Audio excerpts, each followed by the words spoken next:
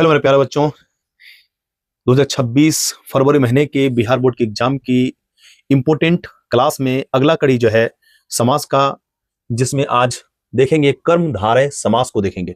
कर्मधारय समास के जस्ट बाद बहुब्रीहि समास होगा, बहुब्रीहि के बाद द्वंद्व समास होगा, द्वंद्व समास के बाद सबका जो है अव्ययी भाव समास होगा, और जो भी दिग्गज समास है सबको इसमें जो है क्लियर करना है, या तो इस वीडियो में या तो नेक्स्ट वीडियो में। तो बिना स्किप किए आप लगातार वीडियो को देखें ताकि आपका ये समास का जो समस्या है हमेशा हमेशा के लिए दूर हो जाए, कभी आपके गले ना पड़े ये चीज। ये इसीलिए आपको लगातार बने रहना है और देखना है कि ये काम कैसे करता है, कैसे पहचानेंगे कोई जो समास है कर्मधारय होगा या कुछ और होगा।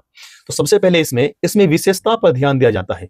विशेष्य विशेषण, उपमा उपमेय, इन पर ध्यान दिया जाता है। आप विशेष विशेषण छोड़ दीजिए, उपमा उपमेय को छोड़ दीजिए, सिर्फ ध्यान रखना विशेषता पर ध्यान दिया जाता है, किसी गुण पर, क्वालिटी पर ध्यान दिया जाएगा। समस्त पद का विग्रह करने पर, जब समस्त पद सामासिक शब्द को जब हम विग्रह करेंगे, तोड़ेंगे, तो तोड़ने पर उसके बीच जो आएगा वो आएगा है जो या के समान, है जो या के समान आएगा। यही इसकी पहचान है कि ये कर्मधारय समास होगा। और हाँ, साथ ही इसमें तीसरा व्यक्ति यानी थर्ड पर्सन, वीआईपी, किसी भी इंपोर्टेंट पर्सन यानी कि ईश्वर, अल्लाह, जो भी उसका बोध नहीं होगा। अगर बोध हो जाए तो फिर वो कर्मधारय नहीं रह जाएगा, वो आपका फिर बहुब्रीहि समास में चला जाएगा। चलिए, इसके लिए हमने उदाहरण लिया है चरण कमल। चरण कमल को जब तोड़ेंगे तो कहेंगे कमल के समान, कमल के समान चरण, कमल के समान चरण, यानी हमने जो चरण की जो क्वालिटी बताई वो किसके समान था? ये कमल के समान। हमने एक तरह का तुलना किया, विशेषता बताया, तो सिर्फ इसमें विशेषता बताई जाती है, इसलिए क्या आपका कर्मधारय समास होगा। नील कमल, यानी कि नीला है, नीला है जो कमल, नीला है जो कमल। तो कमल कैसा है? कमल, कमल का कलर बताई जा रही है, नीला है, यानी इसमें इसकी विशेषता बताई जा रही है, इसलिए क्या आपका कर्मधारय समास है। अगला है महात्मा।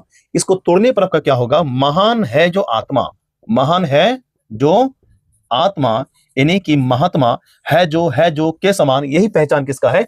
कर्मधारय समास का है। अगला है परमात्मा, यानी परम है जो आत्मा, परम है जो आत्मा, उसे क्या कहेंगे? आपका परमात्मा कहेंगे। अगला इसी कड़े में ले ले चंद्रमुखी। चंद्रमुखी तो हम कहेंगे चंद्र के समान मुख, चंद्र के समान मुख, यानी जो चेहरा चंद्रमा के जैसा हो, चंद्रमा के समान हो, बेदाग हो, सुंदर हो, तो उस चेहरे को हम चंद्रमुखी से तुलना कर देते हैं। इसी तुलना को हम जो है के समान से तोड़ते हैं, विग्रह करने पर के समान, इसलिए चंद्रमुखी भी आपका कर्मधारय समास होगा।